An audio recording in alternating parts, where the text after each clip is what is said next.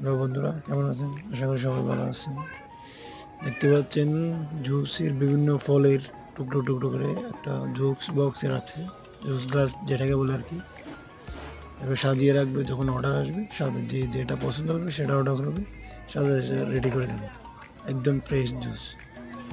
চাইলে আপনারাও তৈরি করে এভাবে ইনকাম করতে পারেন। আসসালামু আলাইকুম।